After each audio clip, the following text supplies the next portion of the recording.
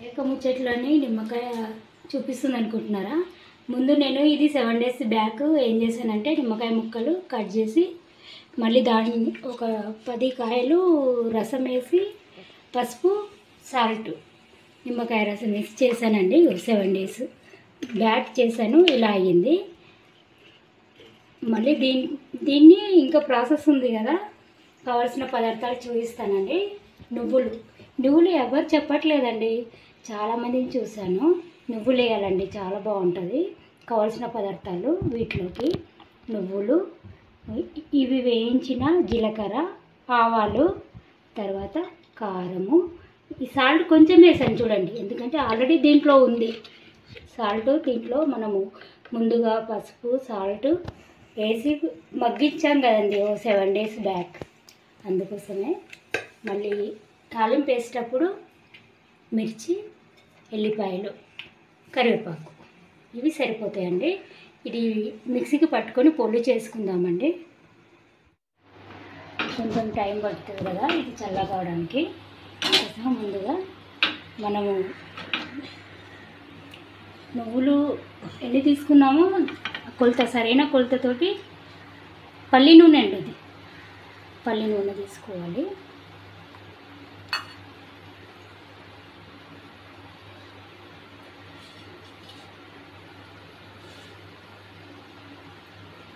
సరిపోదనుకుంటే ఇది పెట్టేద్దామండి, సరిపోతుంది.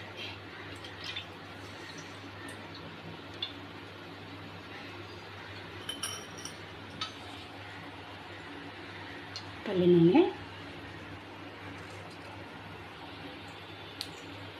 కొంచెం వేడి కావాలండి.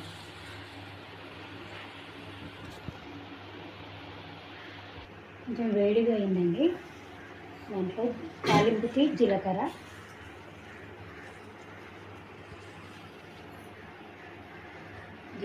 ఆవాలు కలిపేయాలి.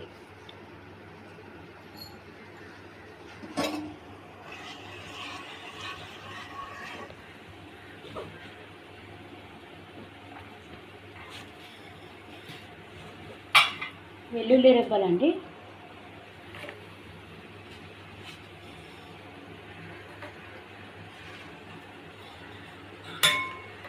ఎండుమిర్చి,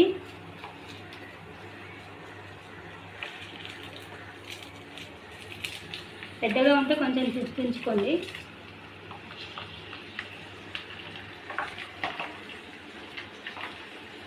ఇది పల్లి నూనె కదండి, కొంచెము పొంగులాగా వస్తుంటుంది, జాగ్రత్త అండి తాలింపు వేసేటప్పుడు.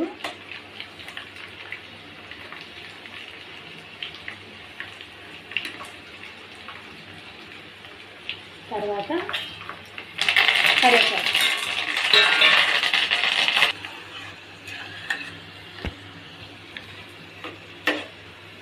కొంచెం వేగాలండి. ఈ కరివేపాకు ఇలా వచ్చే వరకు వేయించాలి. ప్రాసెస్ కొంచెం టైం పడుతుందండి, కానీ నిమ్మకాయ చట్నీ చేయడానికి టైం తీసుకుంటుందండి. ఇది స్టవ్ ఆఫ్ చేసి కొద్దిసేపు నూనె చల్లారనివ్వాలి.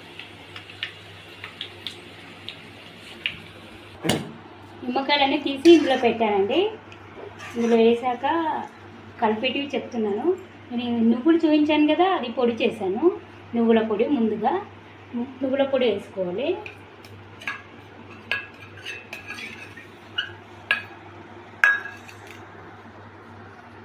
అది వేయించిన నువ్వులు పొడి చేశాను, పచ్చివి కాదు, వేయించినవి, అది గుర్తుపెట్టుకోండి.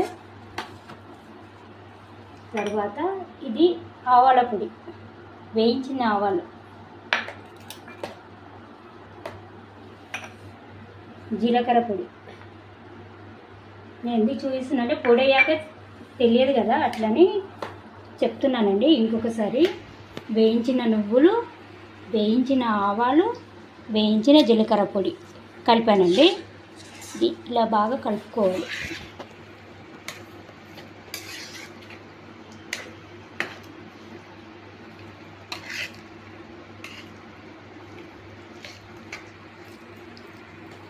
తర్వాత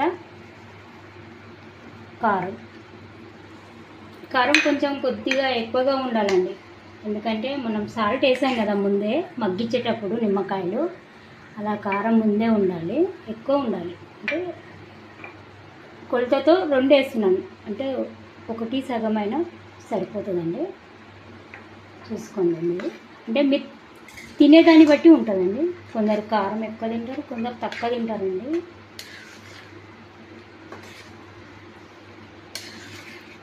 అంటే నువ్వుల పొడితోటి చేస్తే దాని టేస్టే వేరండి. వేడి వేడి అన్నంలో వేసుకొని తింటే చాలా బాగుంటుందండి నువ్వుల పొడి. మళ్ళీ దీంట్లో పల్లి నూనె వేసాం కదా తాలింపులో, ఇందాక మనం చల్లడానికి పెట్టాను నేను, చల్లారుతుంది అది.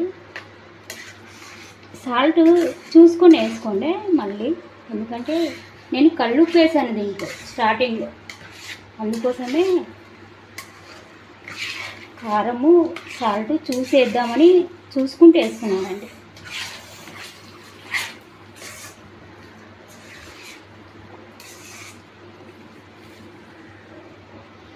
కొంచెం కారం వేస్తున్నానండి, అదే చెప్పాను కదండి చూసుకుంటూ వేసుకోవాలని, చూసుకుంటూ వేసుకుంటున్నాను.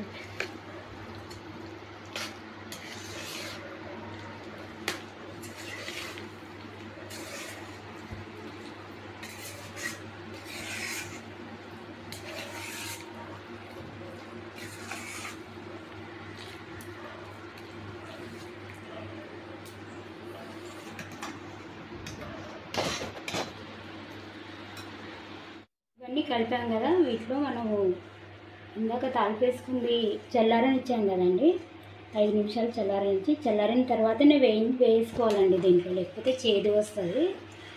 దీంట్లో వేసుకోవాలండి, చల్లారిపోయింది మొత్తానికి.